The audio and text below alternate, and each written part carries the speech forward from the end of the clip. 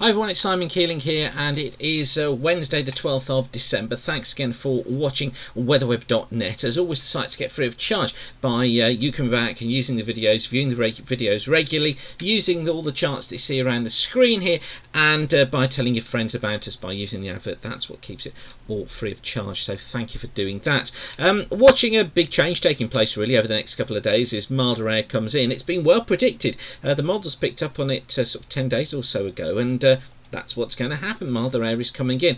This is the temperature chart from the GFS model for London, and you see the dates across the bottom of the chart here. Now the red colours, this is maximum temperature. So here we are at the midday period on Thursday. Okay, this is midday on Friday, and you can see here, look, we've got really still chilly temperatures around tomorrow afternoon, but then look what happens overnight. Up they go into Friday, so we see that upward trend in temperature there, and Friday looking like being a much milder day, although probably turning really quite misty and murky. Stays milder then through the weekend, but then look at this temperature drop during the early to middle part of next week before picking up again next weekend. So we have got another spell of cooler weather coming up around this sort of period, heading into late Monday, Tuesday, perhaps Wednesday of next week as well, before temperatures then starting to pick up. So we'll take a closer look at longer range in just a moment, but this is how things shape up in the next few days.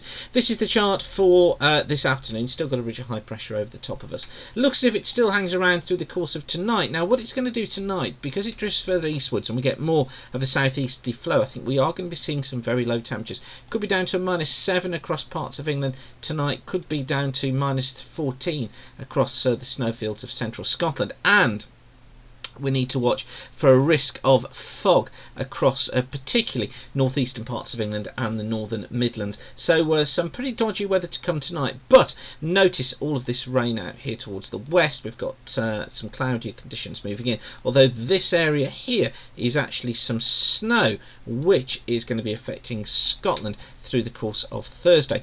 So then during Thursday you can see there's that snow look affecting the west of Scotland. It's really sleet and snow just across the western parts of the Highlands, Argyll and Bute, and perhaps the Western Isles as well. Elsewhere largely dry. I think some bright spells coming through, but there will be some cloud around, and really as the winds change direction, just follow the isobars back there. You can see them coming up from a much warmer direction, coming up from the Bay of Biscay across France, across the UK. So milder air is spreading in during the day on Thursday, although it's not going to be feeling particularly very mild. That mild air comes in against cold ground, cold dense air at the surface, and what it does is it rises up above that cold surface air, and it means that the mild air doesn't really get in. So tomorrow is going to be a really cold day, although the mild air is coming through. It's going to really take overnight into Friday before it gets in properly. So a cold one to come through Thursday again, temperatures again struggling above freezing, but then into Friday, look, here the winds increasing from the southeast. We get an area of rain moving across Ireland, across Wales, across southwest England by the time we get through to Friday morning, and by then I think lots of places misty, murky, fog around as well. I think we will find temperatures tending to have already increased, so it takes away the risk of snow, although I think probably snow affecting central and northern parts of the high ground of Wales during the course of the morning, perhaps a little bit around southwest England as well, and perhaps just a little bit in the Welsh valleys too. But I think generally what we're going to find is that with that rain falling into frozen air still at the surface and frozen ground, ice is probably a very big problem, possibly on Friday morning. So then through Friday itself the rain pushes its way northwards. I think as it does so we probably find a period of ice and snow across the Pennines, also across southern parts of Scotland as well, but for many it's just going to be falling as rain.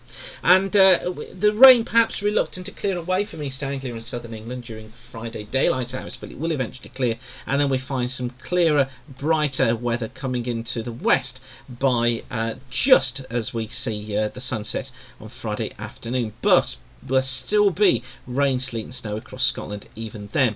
So quite a change taking place. And then for Saturday, that sets us up for a much milder day on Saturday. I think some sunny spells around, some showers affecting these western and southern coasts of the country, but many inland and eastern areas drier and brighter and milder. For Sunday, very similar really, some showers affecting western and southern coasts. Generally those are bright day, it's milder too, we've got some sunny spells around. And then we find a front just track its way eastwards through Monday, bringing some patchy outbreaks of rain overnight. But then And Monday itself, a little bit of a cooler day, but still not too bad. Showers out in the west and sunny spells for many. For Tuesday, we see generally dry conditions for most central and eastern areas. Could be some fog patches around, particularly in the morning. They may linger through the day across parts of the Midlands. Some rain you can see here just coming into western Scotland, western parts of Wales, Northern Ireland. That could produce some light outbreaks of drizzle and light rain, but the main feature, really the main rain, is down here towards the southwest. That tracks its way northeastwards overnight into Wednesday. Takes some pretty hefty bursts of rain with it across western and northern parts of the country, lighter towards the east, and we'll find that through Wednesday itself, probably the north of Scotland is going to be seeing outbreaks of rain.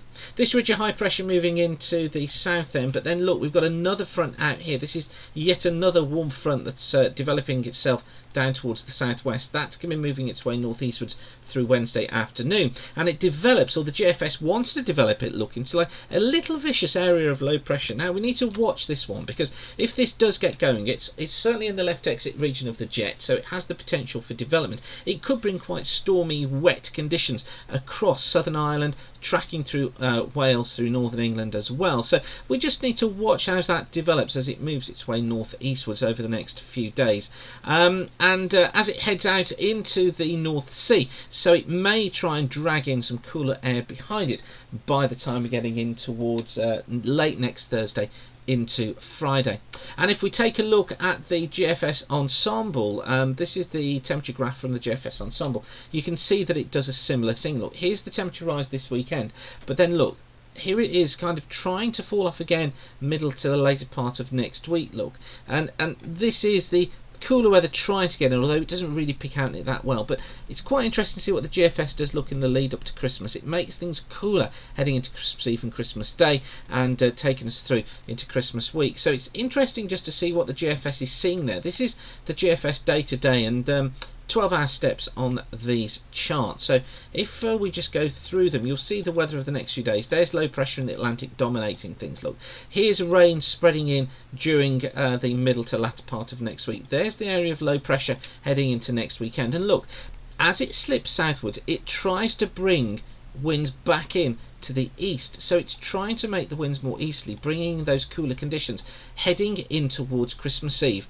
and into Christmas Day. Now for Christmas Day, for late Christmas Eve and Christmas Day, the winds try to get into the southwest, but they do kind of get there, and I think this is the pattern we're going to be seeing. So for Christmas Eve, Christmas Day, probably temperatures just below normal for the time of year by a degree, but generally I think we're going to be looking at fairly unsettled conditions in the west, brighter to the east, and probably a green Christmas Day. Now, looking a little bit further ahead, this is from the CFS model, and these are the temperature anomalies for Europe, and you can see that it makes December cold, but just look at this, see the warmth it's bringing across Europe, across southern England into January, indicative of it trying to bring the jet stream probably within that sort of a zone. If I can get you to draw a picture on there, I'll show you where I think this is going to be. Probably bringing the jet stream into that sort of area, so probably making us wetter than normal but milder than normal in the south. However, I don't think that's going to be the complete story, because what I think is going to happen is we are going to see quite a cold start to January. CFS starting to back this up. You need to turn your heads round to see this one, but there's the British Isles, look, just under there. This is the period, the week of the 19th to the 25th, and look, it's still got this blocking up towards the poles, but it's got this trough down through the UK, so it is seeing unsettled conditions in that lead up to Christmas. Then as we get into Boxing Day to the 1st of January to New Year's Day, look, it's building a ridge out towards the west of the country, keeping a trough in across Europe. Now, this could bring the winds more into the north of the northeast, taking temperatures into the cooler category, but I stress not cold. But then look what it does is it builds the ridge through Greenland and down through the British Isles, so the flow is effectively coming in from the northeast through the British Isles during this period, and it puts low pressure across the east of Europe. So we'd see the northeasterly wind developing and cooler conditions coming in. Now, you may remember I showed you the Korean model on the longer range, and that was kind of highlighting the period the 8th to the 10th as turning colder across much of Europe, including the British Isles. And I still go with that idea that we could see this cold spell of weather coming in for a week or so, perhaps 7 to 10 days, during that period from the 8th to the 10th of January through to about the 20th of January, temperatures taking a dip, but then becoming milder again after that, which is where the CFS, I think, is trying to put things during the end of the month. So becoming milder and settled towards the end of the month, but still this period, middle part, the middle third of January, that looks as if it could go very cold.